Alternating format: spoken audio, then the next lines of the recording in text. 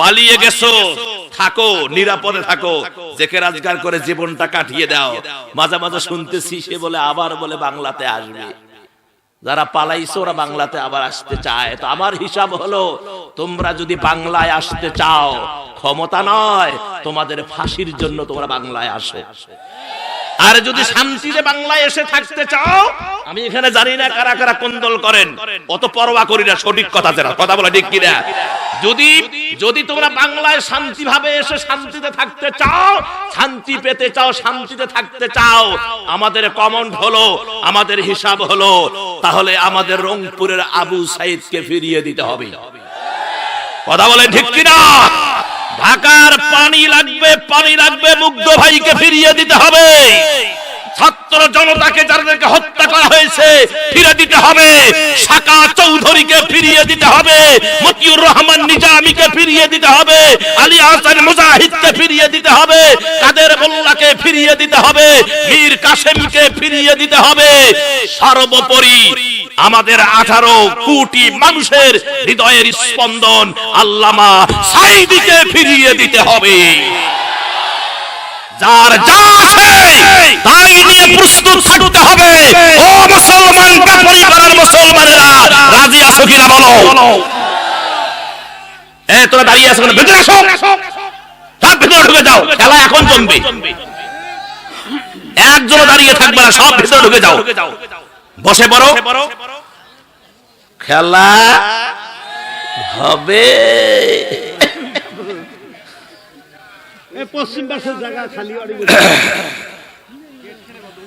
মায়েরা আপনারা আবার মন খারাপ করিয়েন না যে হুজুর এত খেপছে কে। ও মা, আপনার সন্তান যদি হারিয়ে যায়, আপনার সন্তানকে কেউ যদি গুলি করে মারে, আপনি কি করবেন বলেন? আমি মিঠাপুকুরে গেছিলাম এই কয়েকদিন আগে ওয়াজ করতে।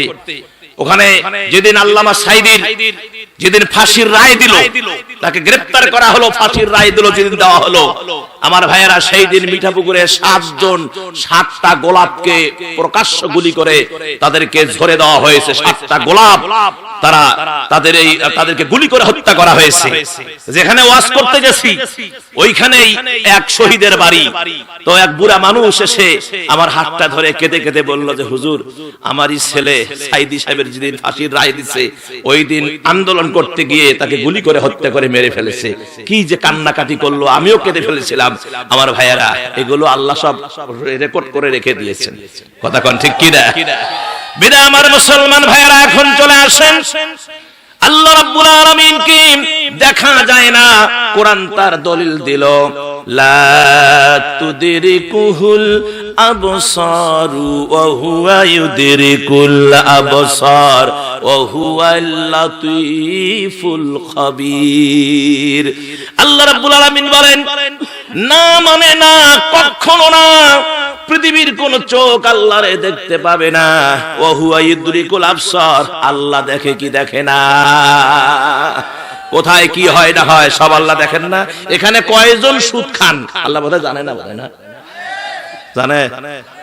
এখানে কয়জন, কয়টা যুবক বিবাহিত বিবাহিতা, বিবাহিত বিবাহিতা, অবিবাহিত অবিবাহিতা, কয়জন এখানে জিনার কাজে জড়িত আছে আল্লাহ জানে না? কয়জন মানুষের জমি নিয়ে বেদখল করছেন আল্লাহ বলে, এই কই যান, কোন জায়গাতে বসেন, যাওয়া দিস হবে না, মাথা খারাপ, খবরদার এই ভুল করিয়েন না। ওই 1 নম্বর সার্ভে পেশাব, যান চলে আসেন, দেখেন যায় না যেন, আমার যান পেশাব করে আসেন, যান, ছুটি আপনার, এই 10 মিনিটের জন্য ছুটি আপনার। আমার মাহফিল থেকে লোক উঠে যাওয়া, এটা আমার নজরে নাই, আমার নজরে নাই। তার কারণ আপনি মাহফিল আসছেন কথা এটা করেন, যদি আসছেন তা যাইবেন কি? আমি কি আর কিসসা কইতেছি ভাই? আমি কোরআন থেকে আলোচনা করতেছি। কথা কোন ঠিক কিনা? আরো জোরে কোন আমার ভাইয়েরা। তাহলে কয়জন সুদ খান আমার আল্লাহ জানে না। তবে এই মুহূর্তে এখানে যারা আমরা বসে আছি সবাই জান্নাতি। সুবহানাল্লাহ। সরে কোন? তার কারণ জান্নাতের বাগানে গুনাহগার বসতে পারে না, গুনাহগার ঢুকতে পারে না। জান্নাতের বাগানে জান্নাতীরাই বসে। সুবহানাল্লাহ কোন? যদি এখন আপনি বলেন যে হুজুর এটা কেমনে সম্ভব, আমি সুদ খাই, ঘুষ দেই, ঘুষ নেই, জেনার সঙ্গে জড়িত, বিধবাকে ঠকাইছি, এটা করছি সেটা করছি, নামাজ পড়ি না, রোজা করি না, হুজুর কেমনে এটা সম্ভব? হ্যাঁ, এটা সম্ভব। তার কারণ শুধু আজকের জন্য আল্লাহ এটা সাধারণ ক্ষমা ঘোষণা করে দিয়েছেন।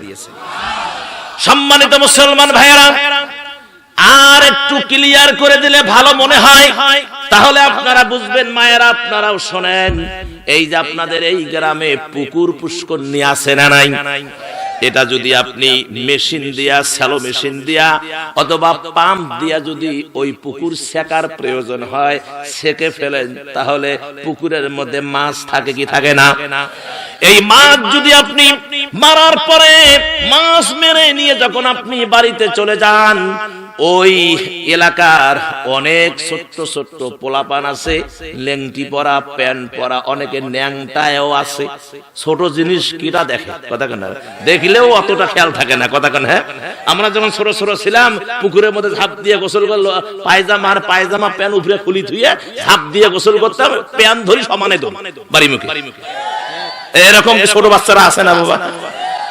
আমার সম্মানিত ভাইয়েরা, এই ছোট্ট ছোট্ট বাচ্চারা, এরা দেখবেন পলিথিনের ব্যাগ, তারপরে বদনা, প্লাস্টিকের বদনা, জগ, এগুলো নিয়ে আমার ভাইয়েরা পাইকারি হারে নামা শুরু করে, শ্রেণী অভিযান চালায়, কোথায় কোন মাছ আছে এগুলো খুঁজে বাহির করে। এমন পারাপারি, এমন দৌড়াদৌড়ি ওই কাদের ভিতরে শুরু হয়ে যায়। কিছু কিছু মাছ আবার মাথা বের করে, কি হয়েছে রে দেখি রে, এত অত্যাচার কেন? মাছ মাথা বের করে না বাবা, দেখি কি হয়েছে, এত অত্যাচার কেন পুকুরের মধ্যে? আমার ভাইয়েরা, যাই হোক, মাছ টাছ মারাটার পরে সন্ধ্যা হয়ে গেল। একটা এই গ্রামের একটা বাচ্চা বদনাতে বহু মাছ পাইছে, একে বদনা তলতাই যায় না, বিভিন্ন কোয়ালিটির মাছ। বাড়িতে গিয়ে মাকে বললেন, মা, এই যে অনেক মাছ, এগুলো ঠিকঠাক করো, আমি ল্যাপের বিছানায় চলে গেলাম। এখন যে এই যে মাছটা যে মারছে 2-3 ঘন্টা ধরে, গায়ে কি কাদা লাগে নাই? কাদা লাগে নাই? এখন মাকে যদি বদনা দিয়ে ল্যাপের বিছানায় যায়, তাহলে হইবে এটা কি করে? কি কাদা ভরবে না ল্যাপে? বোঝে না, না বোঝে, কাদা ভরবে না। আমার ভাইয়েরা, মা এখন চিন্তা করলো, এই যে দুষ্টুর দুষ্ট হতেও পারে, আর এই অবস্থায় যদি সে ল্যাপের বিছানায় যায়, আমি মায়ের খুব কষ্ট হবে, পরিষ্কার করতে বড় ঝামেলা হয়ে যাবে। বিধায় মাছের বদনা রেখে আর ওকে দাবড়ায় আগে ওরে ধরলো। ধরার পরে টিবলের পরে পুকুরের ঘাটে নিয়ে গিয়ে সাবান দিয়ে, জাল দিয়ে ঘষে ঘষে মেজে মেজে সুন্দর করে পরিষ্কার করে দিয়ে পানি ঢেলে দিয়ে মা তার স্নেহ মাখা আঁচলখানা দিয়ে পুরা গাটা মুছে দিয়ে সরিষার তেল একেবারে সপসপা করে সারা গায়ে মাথার সিটিতে ঘষা দিয়া গরম কাপড় পরায়া দিয়ে গালে দুইটা চুমা, কপালে একটা চুমা দিয়ে বুকের সঙ্গে জড়িয়ে নিয়ে বলে, বেটা যা, এখন কই যাবি সেই জায়গায় চলে যা। এ মুসলমানেরা, এই মাহফিলের মাইকিং হইছে কি হয় নাই? পোস্টার হইছে কি হয় নাই? হ্যান্ডবিল হইছে কি হয় নাই? সবাই জানে কি জানে না? সবাই জানে। আজকে এই 11 তারিখ না, 11 তারিখ আজকে মাহফিল। আমার ভাইয়েরা, এই জন্য তো আপনারা এসেছেন। এ খবর কি আল্লাহ জানে না? আজকে মাহফিল আল্লাহ জানে না? আল্লাহ জানে। আমার আল্লাহ ডাক দিয়া বলে, এ আমার ফেরেশতারা, তোমরা সাক্ষী থাকো, আমার গুনাহগার বান্দা সারা জীবনটা গুনাহ করে করে গুনার কাদা দিয়ে জীবনটা লেটাপেটা করে ফেলেছে। আমার বান্দা আজকে তাফসীর মাহফিলে, কোরআনের মাহফিলে যাবে। আমার বান্দা যখন দরজা দিয়ে, যখন গেট দিয়ে জান্নাতের বাগানে ঢুকবে, যেমন মা কাদা অবস্থায় ফুল সজ্জার বিছানায় যেতে দেয় না, আমিও রব্বুল আলামিন গুনার কাদা নিয়ে আমার বান্দাকে জান্নাতের বাগানে ঢুকতে দেই না। বিধায় আমি আল্লাহ ঢোকার আগে জীবনের সব গুনাহ ধুয়ে মুছে সাফ করে আমার বান্দাকে জান্নাতের ভিতরে ঢুকায়া দেই। এই মুহূর্তে আমরা সবাই কি ভাই? একের কোনো 0.5% কনফিকশন রাখা যাবে না, 100% সিউরিটি। এখন আমরা সবাই জান্নাতি মেহমান। আমার মায়েরা প্যান্ডেলের ভিতরে জান্নাতি মা, আমরা পুরুষেরা প্যান্ডেলের ভিতরে জান্নাতি আল্লাহর গোলাম। তাহলে বাইরে যারা আছে, আপনাদের এই বাংলাদেশে মানুষের জাত কয়টা? ছাগলের তো 5টা শুনলেন, মানুষের কয়টা? 3টে। একটা হলো পুরুষ, একটা মহিলা, আর একটা হলো হিজলা, যেটার মাল পানি এটাও নাই ওটাও নাই। কথা কন না কেন? হ্যাঁ, এটা কি জোরে কন? হিজলা। আমার কথা হলো এখনো যাহারা বাহিরে আছেন, হয় আপনি যদি মাহফিলে এসে থাকেন, হয় আপনি মাহফিলে থাকবেন, আর না হলে বাড়িতে থাকবেন। কথা কন ঠিক কিনা? তাহলে মাঝতে জিগলে, আমি আর ফতোয়া দিলাম না, ফতোয়া আপনারাই দেন। মাঝতে জিগলে আছে ভেতরে আসে সব। হ্যাঁ, যে যুবকরা এখনো বাহিরে ঘুরতেছো, আমি ফতোয়া দেনি, আপনাদের এলাকার লোকে ফতোয়া দিছে, হয় আপনি বাড়িতে থাকবেন, না হয় মাহফিলের ভিতরে থাকবেন, প্যান্ডেলের ভিতরে। যারা বাইরে আছে ওরা কি? হিজলা। যদি হিজলা হতে না চাও, প্যান্ডেলের ভিতরে এসে ঢুকে পড়ো। সুবহানাল্লাহ কর। আমার মুসলমান ভাইয়েরা, তাহলে আল্লাহকে দেখা যায় না? আল্লাহ দেখেন কি দেখেন না? আল্লাহ আমাদেরকে দেখেন। আমার ভাইয়েরা, আল্লাহ শুধু দেখেন না, আল্লাহ শোনেন কি শোনেন না? ওয়া হুয়াস সামিউল বাসীর। আল্লাহ যেমন দেখেন তেমন শোনেন। জোরে কোন সুবহানাল্লাহ। ও মুসলমানেরা, যে আল্লাহকে দেখা যায় না, ওই আল্লাহর গোলামি করা লাগে কি লাগে না? কেন আপনি গোলামি করবেন না? আপনার কোন অস্তিত্ব এই পৃথিবীতে ছিল নাকি? ছিল না, অস্তিত্বই ছিল না। আপনি ছিলেন ওই হলো মাছে, আপনি ছিলেন গাছে, আপনি ছিলেন ফলে, আপনি ছিলেন গোশতে, আপনি ছিলেন লবণে, আপনি ছিলেন মরিচে। কথা কেন? আমার আল্লাহ সবগুলো এক জায়গায় করে আল্লাহ আমাদেরকে বানালেন। কি দিয়া বানালেন? জোরে কর। জোরে বলতে হবে কি দিয়া? না না, মাটি দিয়ে না। এই ওয়াজ জীবনের তরে ভুলে যাবেন। আল্লাহ কিন্তু আমাদের মাটি দিয়া বানান নাই। আল্লাহ রাব্বুল আলামিন একজনকেই শুধু মাটি দিয়া বানাইছেন, তার নাম হলো আদম সফিউল্লাহ। তার নাম জোরে কোন কি? আদম সফিউল্লাহ। তাহলে আমাদেরকে মাটি দিয়া বানান নাই, হাওয়াকে বানাইছেন হাড় দিয়া। হাওয়াকে কি দিয়ে? জোরে কোন? হাড় দিয়া। আদমের বাম পাজরের বাঁকা হাড় দিয়া। আর আমাদেরকে কি দিয়া বানালো? এটাকে আপনি জানেন? এটা জানেন না। আপনিও বলবেন না, আমিও বলবো না, বলবে কোরআন। কে বলবে? কোরআন বলবে। কোরআন বলতেছেন সূরা মুমিনুন 12 নম্বর আয়াত। উলামায়ে কেরাম হাফেজে কোরআন যারা আছেন একটু নজর দেন। সূরাতুল মুমিনুন কয় নাম্বার আয়াত? 12 নম্বর আয়াত। আল্লাহ পাক বললেন, লাকাদ খালাকনাল ইনসানা মিন সুলালাতিম মিন তিন।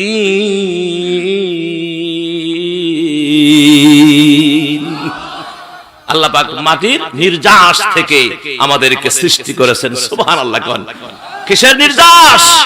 মাটির নির্যাস। যদি বলেন যে হুজুর আমরা চরের মানুষ বুঝি নাই, অত প্যাস পুজ বুঝি না, একটু খোলাসা করে দেন তাহলে বুঝবো। হ্যাঁ, আমিও সেটা চাই। কোনো প্যাস পুজ রাখা যাবে না, সব খোলাসা।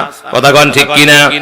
খোলাসা হিসাব হলো আমার ভাইয়েরা, সারাদিন আমরা যা খাই, আপেল কমলা বেদানা খেজুর ইত্যাদি ইত্যাদি, মাছ গোস ভাত যা খাই, মরিচ পেঁয়াজ লবণ, কথা কোন ঠিক কিনা? বিস্কুট চা আমরা সারাদিন খাই, এগুলো পেটের ভিতরে গিয়ে জমা হয়। আল্লাহ রাব্বুল আলামিন জন্মসূত্রে প্রত্যেকটা মানুষের পেটের ভিতরে একটা পাকস্থলী নামক ইঞ্জিন বসায়া রাখছেন। ওর কাজ হলো খালি পেশা হজম করা। সুবহানাল্লাহ। যখন পেশে হজম হয়, আপনাদের এলাকায় আছে কিনা জানি না, সরিষার সরিষার যে কল, সরিষা দিয়ে গোড়া দিয়ে গরু দিয়ে মেশিন দিয়ে যখন চালু করা হয়, রস একটা ফুটে দিয়ে টপ টপ টপ টপ করে সরিষার তেল পড়ে, আর ভুসিগুলো আর এক জায়গায় গিয়ে জমা হয়। এরকম এই সিস্টেমেই যখন এগুলো পিষা শুরু হয়ে যায়, আমার ভাইয়েরা ভুসিগুলো আলাদা হয়ে সাইড হয়, ওগুলো আল্লাহ প্রাকৃতিক ডাকে প্রেসার দিয়ে এগুলোকে বাহির করে দেন। আর যে রসটা থাকে, এই রসটাকে আল্লাহ সেখান থেকে আউট করে পেটের ভিতরে একটা নির্দিষ্ট জায়গা আছে, ওই জায়গার মধ্যে আল্লাহ জমা করেন, সেখান থেকে কয়েকটা সেক্টরে ভাগ করেন এই রসটাকে। এই রসের তার দিয়ে যেটা চোখের প্রয়োজন চোখে সাপ্লাই দিয়ে দেন, যেটা কিডনির দরকার কিডনিতে পৌঁছায়া দেন, যেটা লিভারের দরকার লিভারে পৌঁছায়া দেন, কলিজার দরকার কলিজায় পৌঁছায়া দেন, শক্তির দরকার শক্তিতে পৌঁছায়া দেন, মাথার দরকার মাথায় পৌঁছিয়ে দেন, কানের দরকার কানে পৌঁছিয়ে দেন, জিহ্বার দরকার জিহ্বায় পৌঁছিয়ে দেন। ওরে আমার মুসলমানেরা, এই রসগুলো সেক্টরে সেক্টরে ভাগ হয়ে চলে গেল দেহের অঙ্গ প্রত্যঙ্গে। আর একটা রস রব্বুল আলামিন আরেক জায়গায় জমা করে রাখেন। এই রসটা সেখানে থাকার কারণে বিশ্রী গন্ধে পরিণত হয়ে যায়। যখন গন্ধ হয়ে যায়, আমার আল্লাহর কত কায়দা কুদরত। মা এবং বাবা যখন হালাল কাজে মিলিত হয়, বাবার থেকে ওই রসটুকু মায়ের জীর্ণ কুঠিরের ভিতরে ঢুকে যায়। আমার আল্লাহ কুদরতি কায়দা দিয়া ওই কুঠিরের মুখটাকে বন্ধ করে দেন। বন্ধ করে দেওয়ার পরে রব্বুল আলামিন তাফসীর বলছে, কোরআন বলছে, রব্বুল আলামিন 40 দিন পর্যন্ত ওই দুর্গন্ধ রসটাকে আল্লাহ ছাঁকনি দেন, রিফাইন করেন, করার পরে রক্তে পরিণত করেন। রক্ত বানার পরে 40 দিন আবার ছাঁকনি দেন, রক্তটাকে রিফাইন করে গোশতে পরিণত করেন। সুবহানাল্লাহ কয় না? গোশত বানার পরে রব্বুল আলামিন এই গোশতের টুকরাটার উপরে একটা ছাউনি দিয়া দেন। একটা ছাউনি দিয়া রব্বুল আলামিন এই গোশতের টুকরার উপরে ছাউনি, ভিতরে চোখ নাক কান মুখ মাথা হাত পা হাড় হাড্ডি এগুলো সিটিং ফিটিং করে মায়ের চিকন রাস্তা দিয়ে 10 মাস 10 দিন 9 মাস 12 দিন যার যেমন আসার সময়, আমার আল্লাহ মায়ের কলিজার টুকরা সন্তান, নয়নের মণি সন্তানকে এই পৃথিবীর জমিনে আল্লাহ পাক পাঠায়া দেন।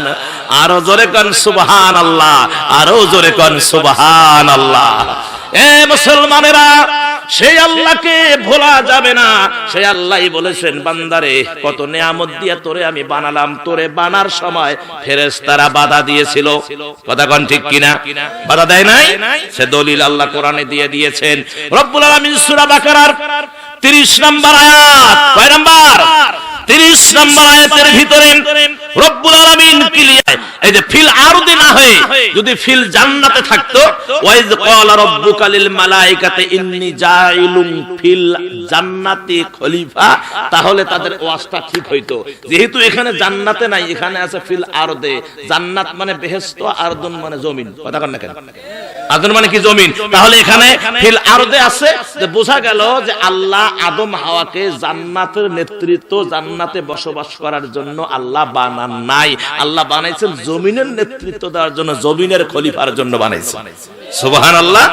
আমার ভাইয়েরা, আল্লাহ যখন প্রস্তাব দিলেন, তখন ফেরেশতারা বললেন যে আল্লাহ যাদেরকে বানাবেন তারা পৃথিবীর জমিনে গিয়ে মারামারি করবে, কাটাকাটি করবে, হানাহানি করবে, রক্তপাত ঘটাবে, আমরাই তো যথেষ্ট। ওগো আল্লাহ, আমরাই তো আপনার ইবাদত করি, বন্দেগী করি। কেননা প্রিয় নবী মুহাম্মদুর রাসূলুল্লাহ সাল্লাল্লাহু আলাইহি সাল্লাম যখন মেরাজ, এই তো এটা মেরাজের মাস, কথা কোন ঠিক কিনা? যখন মেরাজে যান, তিনি কোন এক আসমানে দেখলেন একটা ফেরেশতার 40টা মাথা। কয়টা? জোরে কোন?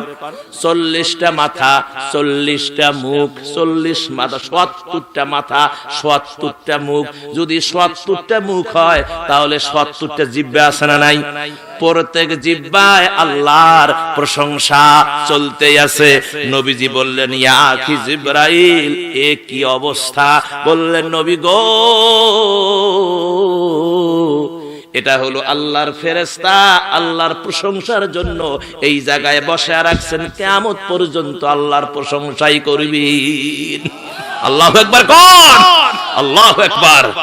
আমার ভাইয়েরা, যে ফেরেশতাকে আল্লাহ দাঁড় করায় রুকু অবস্থায় আছে, কিয়ামত পর্যন্ত রুকু অবস্থায়, যে সিজদায় আছে কিয়ামত পর্যন্ত সিজদায়, আরশ বহনকারী যে ফেরেশতারা আছে ওরা একটা সেকেন্ডের জন্য এদিক ওদিক হওয়ার কোনো সুযোগ নাই। আর আমরা নামাজে দাঁড়ালে কুদে কুদি কুদে কুদি এর ঘাড়ত চুলকে, এভাবে চুলকে, এর কান চুলকে, মাথা চুলকে, আবার এভাবে লেফট রাইট লেফট রাইট।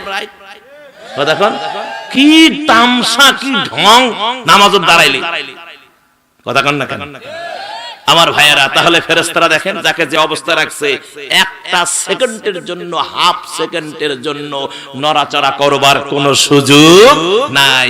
আমার মুসলমানেরা, তাহলে ফেরেশতারা বলল যে আল্লাহ আমরাই যথেষ্ট, নাহনু আমরাই যথেষ্ট। ফেরেশতাদের কথাটাকে আল্লাহ কোট করলেন। এই আয়াতের মাঝে আল্লাহ বললেন ক্বালু, ফেরেশতারা বললেন আতাজালু ফিহা মান ইউফসিদু ফিহা ওয়া ইয়াসফিকুদ দিমা, কুদ্দিমা কুদ্দিমা না কুদ্দিমা ছোট কাপ, ওয়া ইয়াসফিকুদ দিমা ওয়া নাহনু নুসাব্বিহু বিহামদিকা ওয়া নুকদ্দিসু লাক। ফেরেশতারা বলল যে আল্লাহ আমরাই যথেষ্ট, যাদেরকে বানাবেন তার রক্তপাত ঘটাবে, ফাসাদ সৃষ্টি করবে, মারামারি করবে, হানাহানি করবে। ফেরেশতাদের কথা বাস্তবে ঠিক আছে না নাই? ধরে কোন আছে না নাই? আজকে ছেলে এবং বাবাতে মারামারি কেস মামলা, স্বামী স্ত্রীতে মারামারি কেস মামলা, ভাই ভাইয়ে মারামারি কেস মামলা, নেতায় নেতায় মারামারি কেস মামলা, কথা কন না কেন? রক্তের হোলি খেলা চলছে রে মুসলমান। আজকে আপনি দেখেন ইসরায়েলের সেই কুত্তারা ফিলিস্তিনের মুসলমানদেরকে মেরে মেরে শেষ করে দিচ্ছে, শেষ করে দিচ্ছে ফিলিস্তিনের মুসলমানদেরকে। গোটা বিশ্বের কোন মুসলমান কোন কথা খালি দোয়া করে, দোয়া দোয়া, খালি দোয়া করে, তারা আর এর বেশি কিছু করে না আমার ভাইয়ের। অথচ গোটা পৃথিবীতে যারা হিসাব জানেন, গোটা পৃথিবীতে ইহুদির সংখ্যা মাত্র ৮০ লক্ষ থেকে ১ কোটি। কথা বলে না কেন? ৮০ লক্ষ থেকে ১ কোটি, ভালো করে মুখস্থ করেন। ৮০ লক্ষ থেকে ১ কোটি গোটা পৃথিবীতে ইহুদির সংখ্যা। আর মুসলমানের সংখ্যা হলো আমার ভাইয়েরা গোটা পৃথিবীতে ২০০ কোটিরও বেশি, ২০০ কোটিরও বেশি। এই ২০০ কোটি মুসলমান যদি ওই ইসরায়েলের সীমানায় গিয়ে পেশাব করে দেয়, ইসরায়েলের ইহুদিরা ভেসে যাবে। কথা বলেন ঠিক কিনা?